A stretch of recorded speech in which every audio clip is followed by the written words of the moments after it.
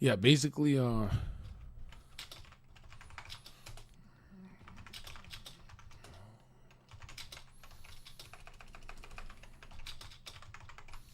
this is what most people think cardio is about, right? Right? And that's just wrong. Wrong. A lot of people, when they cut, they'll come to me after they add some fucking trainer. They'll be like, John, I lost 20 pounds, but I still didn't have abs. Like, what do I do? Like, I had a bit of the lines showing, but like, what, I don't think it's in my genetics to be like that lean. And I'm like, no. Most of you who do not achieve your fat loss goals is because the thing you're doing right, your cut, you stop doing it, right? Most of the time, the reason you haven't hit your fat loss goals is you didn't stick to the diet, right? Oh, I don't have abs yet. You diet longer, right? And a lot of people think you have to change the game plan completely. No, what you do to lose 20 pounds is literally the formula to lose the harder weight, the harder fat that it is to lose, right? The last bit.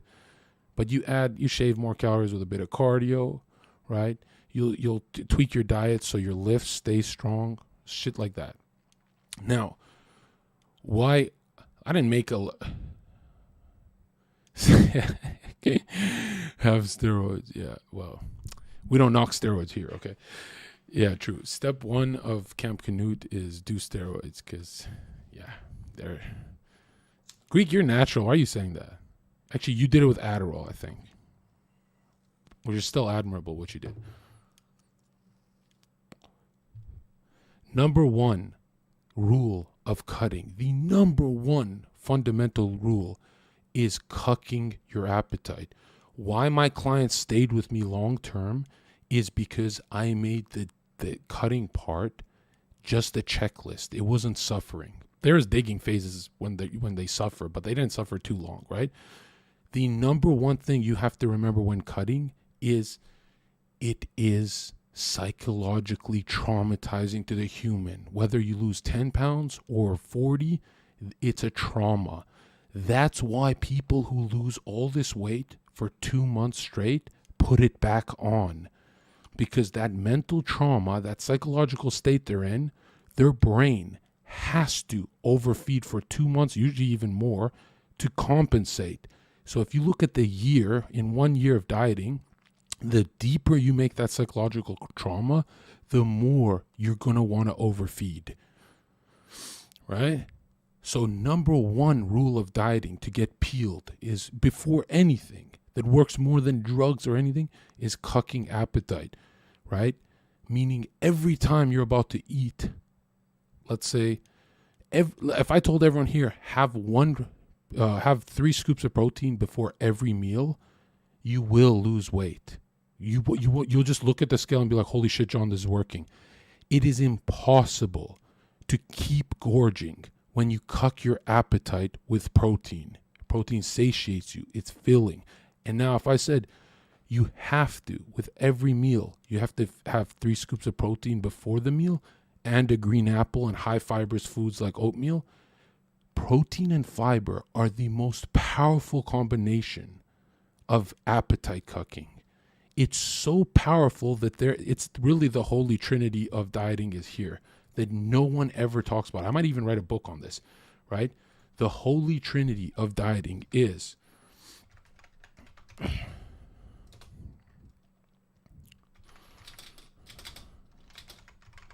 boom, right here.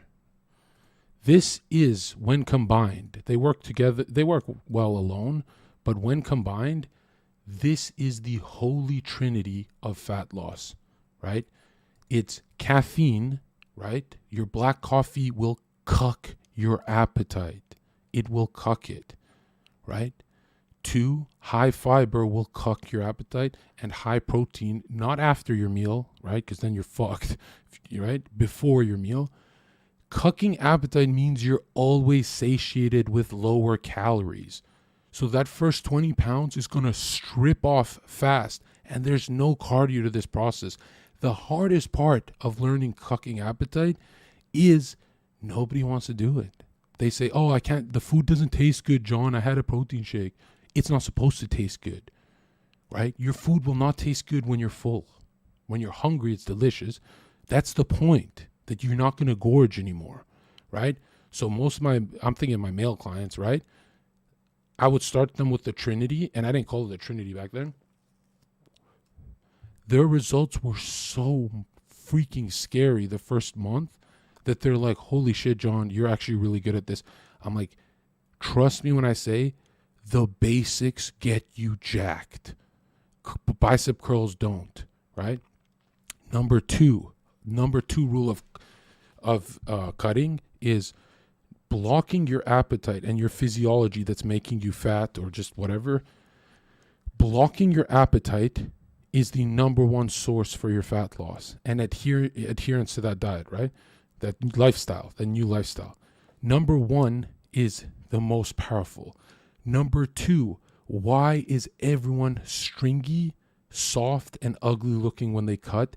Is because their bench press goes down and they get weaker.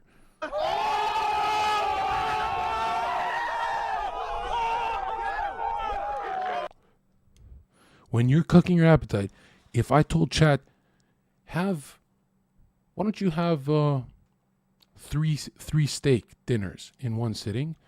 That would take you the whole evening to eat that steak, right? If I said, let's go 100 grams of protein in steak, eat that in front of me, it's going to take you a while.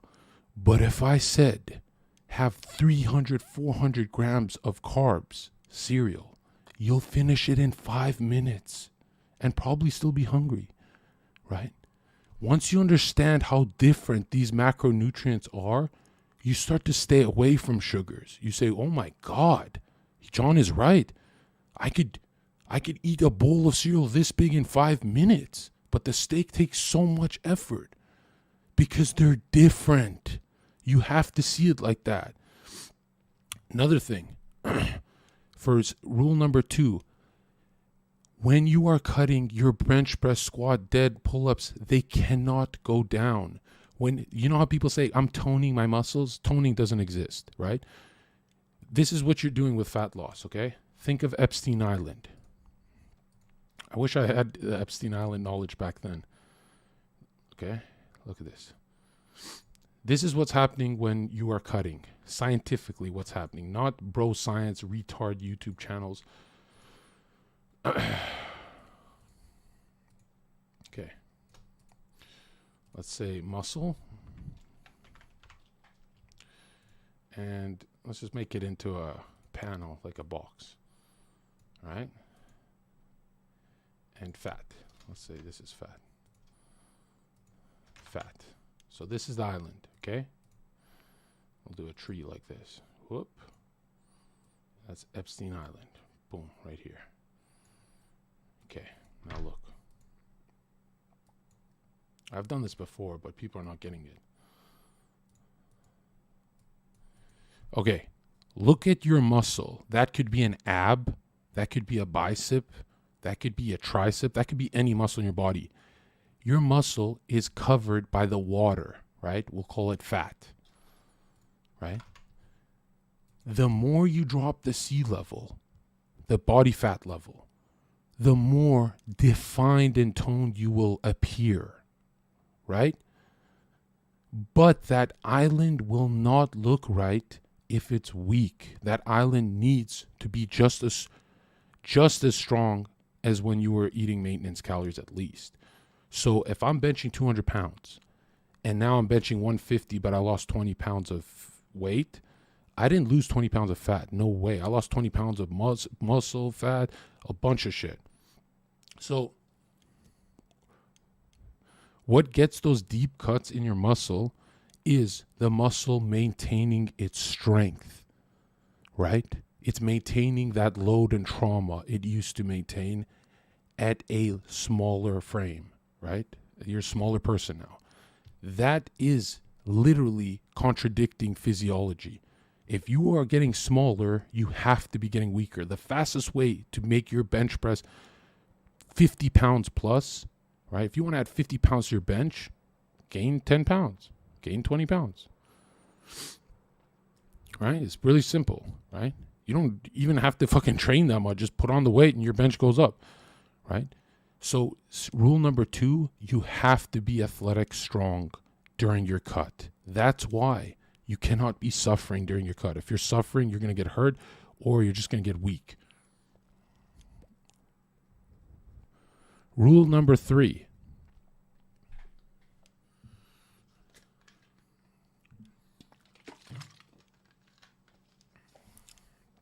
Rule number 3.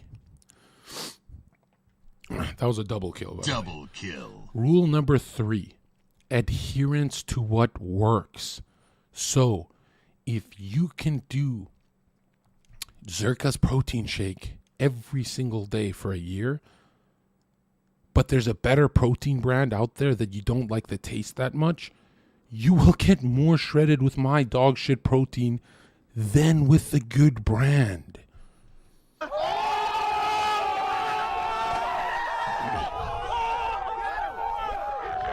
Things that you like, taste good, make it easier for you, you'll adhere to longer. Do you understand? If you enjoy the taste of Red Bull, I like Girl on Mine, use code John, get 10% off. But if you like the taste of Red Bull, that's better than black coffee because you can do it almost every day. And black coffee, you have to, I don't want to go to the gym and taste it or whatever. I like black coffee too. But basically, adhering to your game plan is the number one thing people fail at. Why? Because willpower, psychologically, right? Don't ever listen to Destiny when it comes to fitness.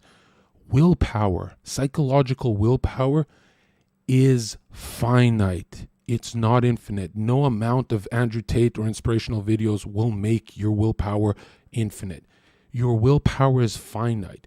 If your girl divorces you, that lift won't happen, or it'll be a weak lift. Willpower is finite.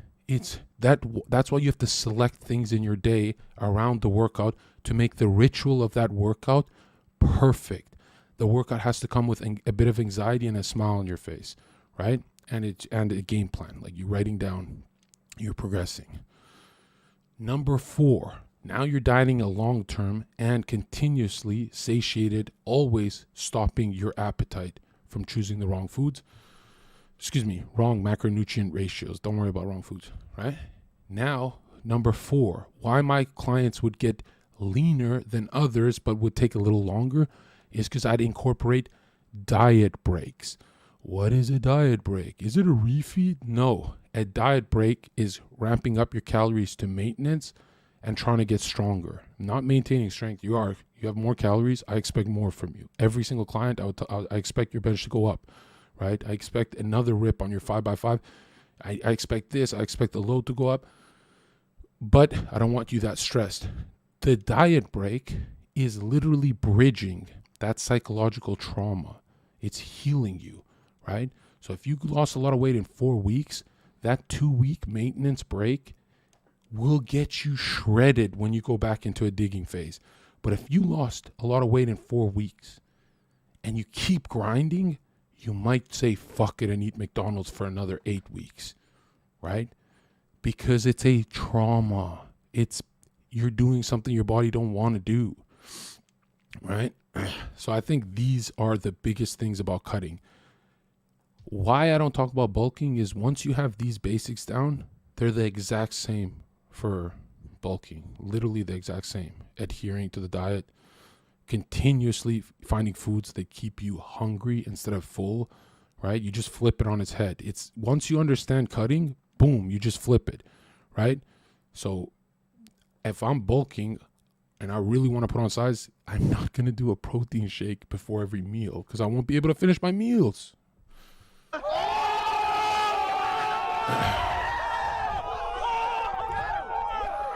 Right? So that's why a lot of people are like, you never talk about bulking, because the fundamentals are the same. The difference from bulking and cutting is you're both trying to get stronger at different rates. Bulking is you'll get stronger faster, right? But bulking and cutting, you're trying to get stronger. You're not trying to maintain strength. You're trying to get stronger with both of them.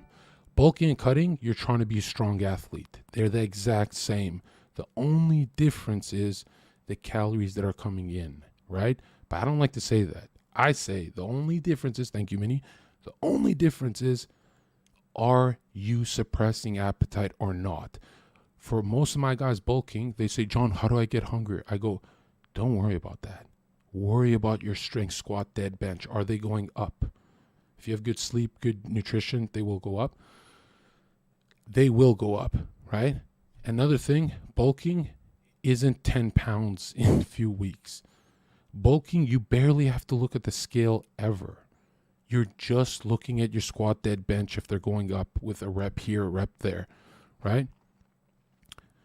What does diet recomp look? That's just maintenance calories. Anytime someone says I'm recomping, they're talking about maintenance. Don't ever listen to stupid fucking retard YouTubers most YouTubers never got paid by one person. They were never trainers. They were never in the industry. They're just liars. They've never done the job. And DGG saying, I give bro science advice. Bro science advice is the opposite of what I give. When you ask Basel or any of my clients, or even my clients that competed, right? Even the enhanced ones, they all say, Zherka's a nerd. He's not going to give you what you're looking for. He's going to give you nerd advice. When Zherka lifts, it's a scientific experiment. He's getting stronger on paper. He treats it like same shoes, same everything. Nothing changes. Same kind of music, same kind of energy. Everything has to be the same to see if I'm getting stronger over time. There was a point with some of my clients where I said they're not allowed to listen to music because some songs were making them more emotional. And we don't know if they're lifting more because of a song or whatever. But that's a little extreme. I never take out music because you're taking the life out of the lift, which is so bad. But for some guys who are really like robotic, if they can listen, that made sense. But the number one thing about bulking is understanding a cut. Once you understand a cut, it's very easy. Right? Now here, look at this. Let's draw two charts. Okay? One chart. Let's draw these two charts, let's say. You should probably screenshot this because if you screenshot this and put this on your computer, you start making better food choices because you remember what I say. So you should probably screenshot this before I delete it. Right? Also, another thing, seeing something in the morning makes you better at it. If you put your goals on a piece of paper every morning, you see you have to do this with your diet checklist, the healthiest thing you can do for your goals. Okay.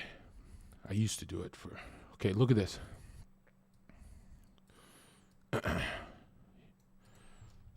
Look at the difference from bulking. Hate these terms by now, but okay. The difference from bulking and cutting is, right? Strength is going like this when you're bulking, and when you're cutting, strength is going to go like this, right? First 10 pounds, it'll stagnate. Then you lose more weight. It'll be impossible. Then you get peeled, shredded. You see your abs, your strength dips a little down, right? And then it's like this, and it kind of like stagnates, but it's always going a little down. Then you hit maintenance calories, and it goes up. Then you go into a lean mass phase or a bulk, and then it starts going back up. But really, what most people, how they see their cut is like this. Their strength's going up, then they lose 10 pounds, strength going down, lose 10 other pounds down, and then boom. That is going to destroy the appearance you have. You're going to look soft, stringy, and flabby, right? Most people cutting get weaker. That's not it. I know it'll stagnate, but that's not it, right? Why this bulking line is unhealthy is this is how people become fat, bald guys in the gym, right? Because bulking really looks like this, right? First year up, second year less, third year less, and then it's kind of like that. That's what bulking is going to look like if you want to stay lean. It's not going to skyrocket up all the time. Another thing, let me make more. Hold on. You can't screenshot this because I didn't label it, but if you have this clip, you can remember. Hold on. Is this helping anyone? I swear I'm really getting into, like, I wish I had MS Paint to talk to my clients about this. I had to tell it to them like 100 times. They're so fucking retarded, right? Here, look. Is it bulking, cutting? Right. There's a stick man. Here's a stick man. Most of your chatters know this shit. No, not even IFBB pros know this shit. They just train their ass off, and it works because they're on PEDs. They could just keep healing, right? Now look at this. Look at this man right here. Okay. Begin. Let's say noob gains. Let's say he has good genetics, and his noob gains are 25 pounds plus, right? Okay, let's do this. Year 1. This is how most people fucking get fat as shit in the gym, even after they had good physiques. Year 1, right here. Year 1, they get 25 pounds, let's say. They're good genetics. Then they expect year 2 to be another 25. That's not how your physiology works, right? For most people, you're done. After your noob gains, it's over. Your appearance can change drastically, even if you know what you're doing, but really you're done. Once you have your frame, you're done. That's it. So the next year might be 5 pounds. The year after that might be 2 if you're genetic specimen. But for natural bodybuilding, your test will start to go down after age 25, they say, right? So really, you're going to be going backwards, right? You don't just keep fucking building 25 like they say, like they try and sell you this. Well, first year I did 25. Now, John, I'm kind of stagnated. Yeah, what did you think? You're going to keep putting on 25 every year? Right? So after your frame, your noob gains, then you just work on appearance, detail, and strength, really. How clean is that 25, right? Is it a fat 25 you added? Is it, no one gets pure 25 muscles, 25 pounds of muscle. And if you want to know how drastically your body looks with even 1 extra pound of muscle, think of going to Costco or Walmart and buying 50 pounds of meat, right? Buy 50 pounds of meat and put it on your shoulders and shit. That's a whole nother human. So if you say, 50 pounds is not enough in a 10-year span, it's a lot. It's a lot of fucking muscle, dude. It's a lot. You're just used to steroid guys. It's a lot, right? Another thing, right? If your stress level is high, cutting, you look like garbage, right? Cutting, if you're not smiling during 80% of your cut, I don't care what anyone says. Even clients I had with eating disorders were smiling during their fat loss phase. I don't care what anyone says.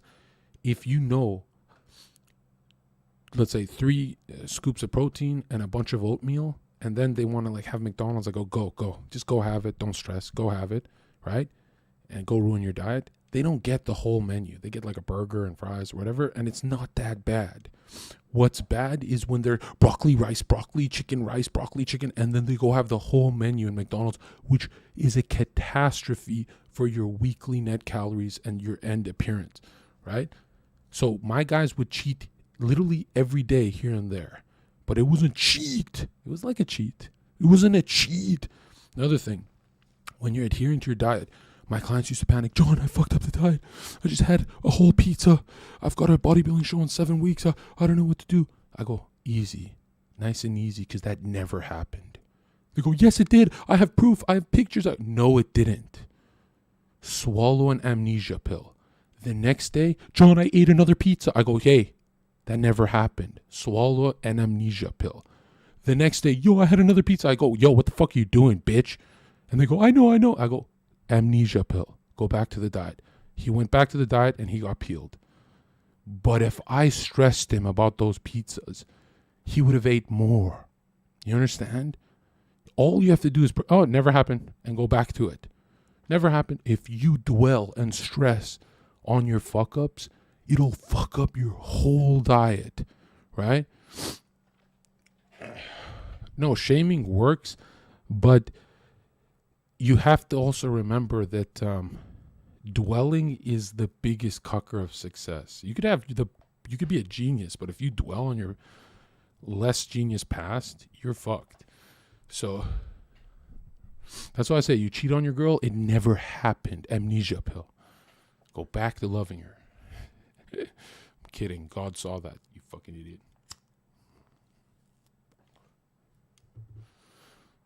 You know why cheating is not that big a deal for me? Because I go, who are you cheating on? Most women are evil now. Like, who cares? But if you say, John, I cheated on a really good girl, that's satanic.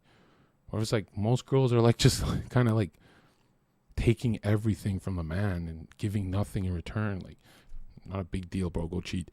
But if she's a sweetheart, that's evil, you know? That's why I joke about that like that. Yeah, bullying works for fat asses. My clients would be afraid of me. Ask anyone, Steve Nash, they would be so scared, right? Yeah. No, when boomers cheat on each other, it's a big deal. But when zoomers cheat on each other, like, who cares, bro? They're zoomers. They're going to hate each other anyway. They're fucking weirdos. Do you pay for dates and vacations with your girl? Yeah, if she's bringing me like stream, if she's, let's say in Texas, she was streaming 6 hours while I slept and then I would take over, then yeah, that's like, she's helping out. She's an employee. That's fine. I've also flown out friends too, if they're going to help my fucking stream, right? But she bring you nothing, then fuck that shit, right? I think that's the only girl I ever paid for is she's, helping out, right? Like, and not complaining about it either. If they're complaining, that's too much. More gym info. Who actually wants more gym info? I'm kind of bored.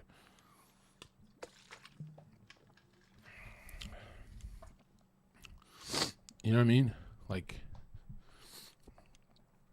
or ask a question. I don't even know what else to tell you because these basics will get you fucking an 8-pack.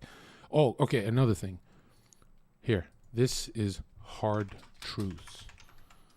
Not everyone can have 6-pack.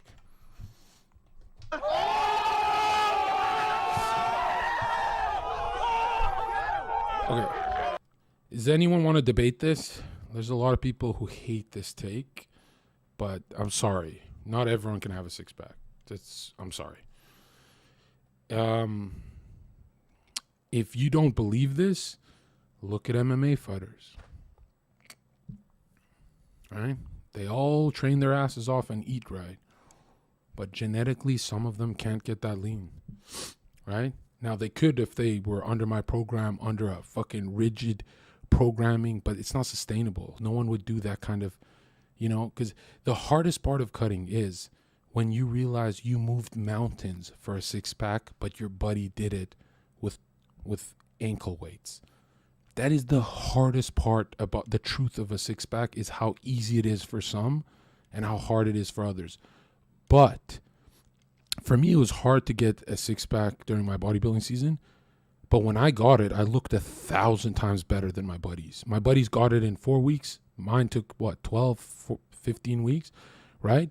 But mine was way thicker frame, thicker abs popping out of the stomach. Mine looked way better. But again, I saw them eat pizza and maintain it. And I was like, ooh, if I ate a pizza, I would kind of like hold water and, it would be bad. So Reddit says everyone can have 6-packs. I saw something on the internet where you're not working hard enough. No. Now, just because not everyone can have 6-packs, just because that's like a cold truth, doesn't mean being lean isn't a better life, better breathing, better everything, right? You know what I mean? Like, getting lean, you don't really need a 6-pack to be confident. Once you're lean, you're confident, right? Do HIIT versus bodybuilding? Okay. That, again, is big pet peeve of mine. Okay. Let's go back here.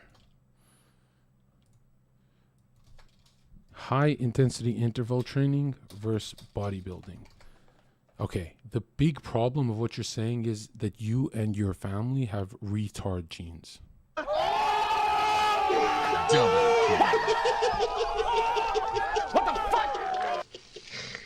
I'm only saying this once. Bodybuilding is hit.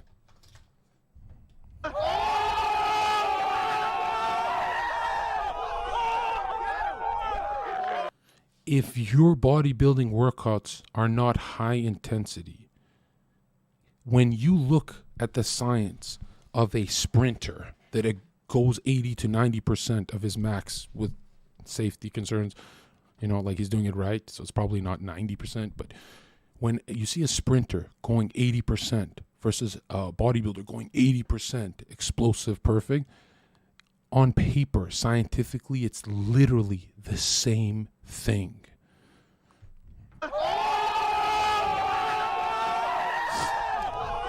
No human can do 10 rounds of sprints at 80% intensity and then bench press high intensity. Your body chooses one, and it's the one that comes first, obviously. You cannot do 10 rounds of sprints. Most trainers get people to do this, by the way. This is how you get hurt. If you do 10 rounds of sprints versus 5 sets of high intensity bench press, one of them will be weaker, right? And it's usually the one you do later, right? So if you said, John, this thing kills me when people say after my workout I do sprints. No, you don't, because it's impossible. It's impossible for a human to do sprints after a real workout. It's literally physically impossible. A lot of my clients would say, John, I missed the gym today. What do I do? That's when you incorporate the sprints, right? Sprints are anaerobic, like lifting.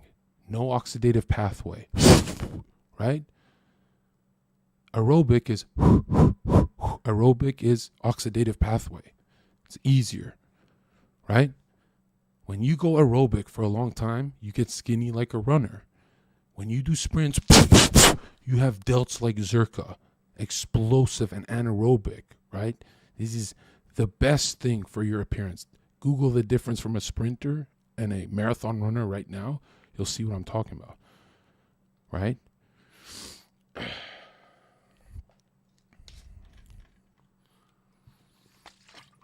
Why most people are confused with this is because no one's workout is high intensity. They adapt to their 12 reps. There's nothing intense about 12 reps, right? Look at a sprint. A sprint is like 5 seconds, 8. What is it? How long is it? I didn't have many sprinters, so I don't know. But it's short, right? Now your rep range, you got to work with your 5 rep range, right? You got to be high intensity. You sit there doing 20 reps of bench press, you'll actually get weaker over time. Like, that's not good, right? Damn, since when did you have a PhD in bodybuilding? I spent 1 year reading about the science of muscular adaptation. Failed all my classes just to read this, and drugs. And all my buddies like, you don't even lift. And then I lifted naturally, lapped them with 15 pounds, and then I enhanced, lapped them, gained like 60 fucking pounds. And they're like, what the fuck? And they're all on roids, and they gained like 10 pounds. They're pathetic.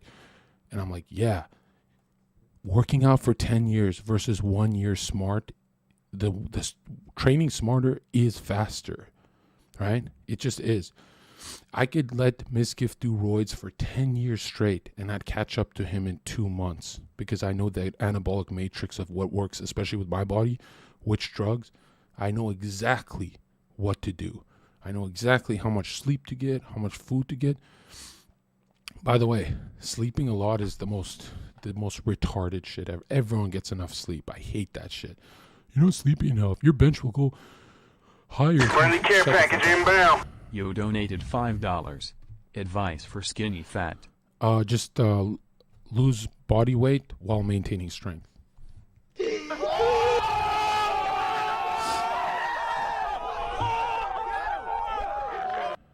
Link your sources you used to read. It's in any textbook, right? Muscular strength adaptations over time means volume over time. Volume over time, right? 5 reps, 6 is a strength adaptation. You keep adding them like bricks. Many strength adaptations equals muscle. That's it, right? Yeah, a human will know if he doesn't get enough sleep. But my problem with sleep is, look at army guys, right? They can never get to bed on time and they still get fit. So the way I do it, more army style, right? Can we talk about how people overuse pre-workout? No. Most people underuse caffeine. You're thinking of gym rats. Gym rats overuse it. Most people go to a workout without even a coffee. That's how stupid they are, right? Caffeine is the greatest performance-enhancing psychoactive stimulant you could take, right? Caffeine is huge.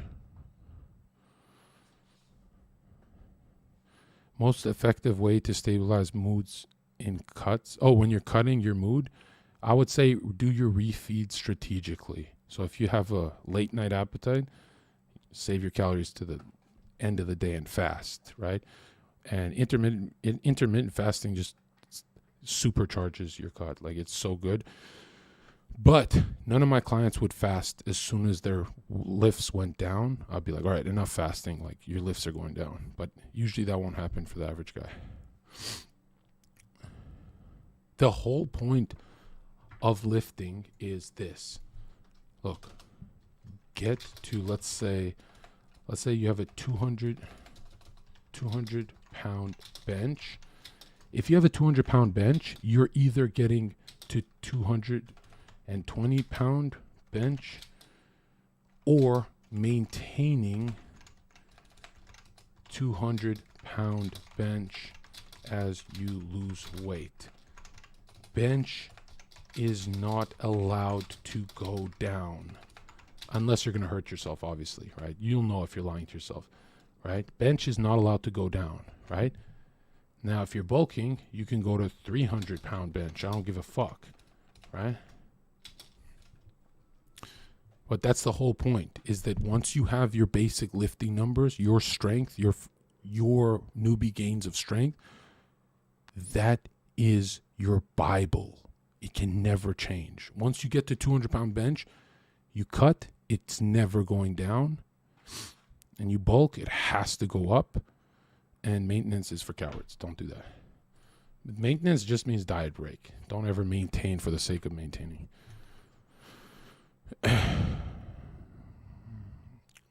Who's hitting the same weight for the same reps while cutting? Usually pro natural bodybuilders. They're really good at periodizing strength and keeping it there. What should you immediately do if you see your bench slipping on a cut? Don't do anything for a while, but if it starts to dip too much, increase calories, right? You're cutting too fast. Usually calories is going to, like, let's say you do 2,000 calories a day and you cut with 2,000 a day. Bench goes down. I would add 300 calories. Maybe snack. Let's do protein. Since you're cutting, not granola, protein bar before your bench, right? Which is intra-workout sugars are genius for keeping your lift strong. So when I was cutting, I would stay fasted, and then right when I started going to my big bench, gummy bears, and it would stay strong. Gummy bears in between. Not enough to bloat or anything, but just enough to feel a pump and feel that grip strength go up, right? And I didn't have one client who did not eat in the gym. Not one. They all said, dude, I need to have gummies or something. And most people actually lose fat faster with something in their stomach. It's weird. If you stay fasted, you lose weight. If something's in your stomach, usually for most people, you lose fat. Like your engine's going. I don't know why that is. Nobody knows why that is. Well, there's theories, but basically, how to be soft and skinny is cut bunch of weight fast. How to be athletic lean.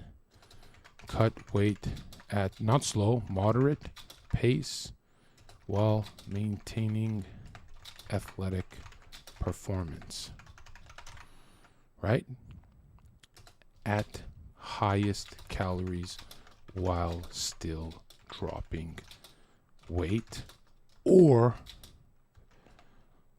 mirror looking sharper. If you look better in the mirror. Sometimes for a lot of guys it's like the scale, it's tricky.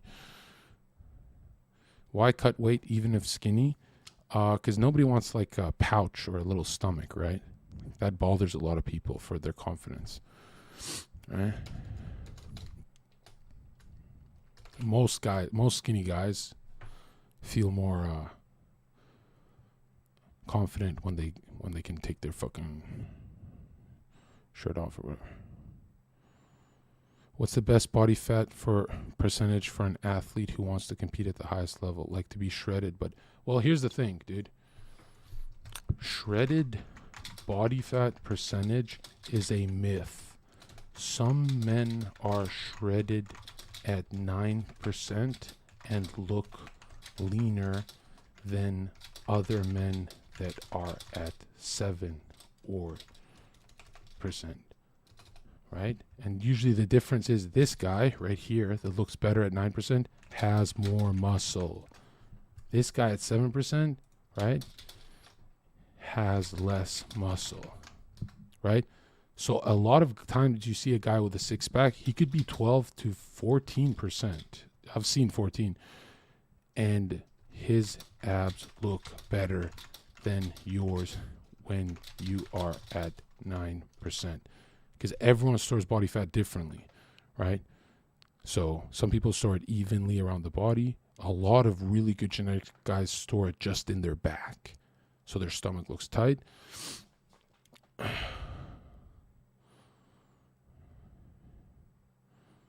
Well, someone with a belly and love handles looks worse when going lean. No, that's not true. Right? If they lose the love handles and belly, they're more confident. I don't know what you mean by that. Here, for example, right? Zherka looked better than anyone in his gym at 10% body fat. Everyone in his gym was steroid 8% competing, right? But the way my body is like it was sick. It was worth it. It was worth it to go down.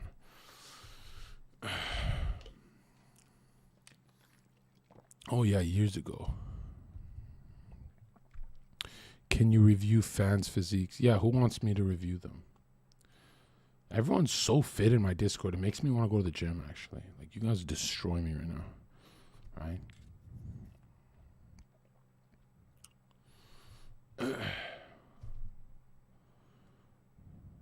Who wants to get on? Green juices. What the fuck do they do?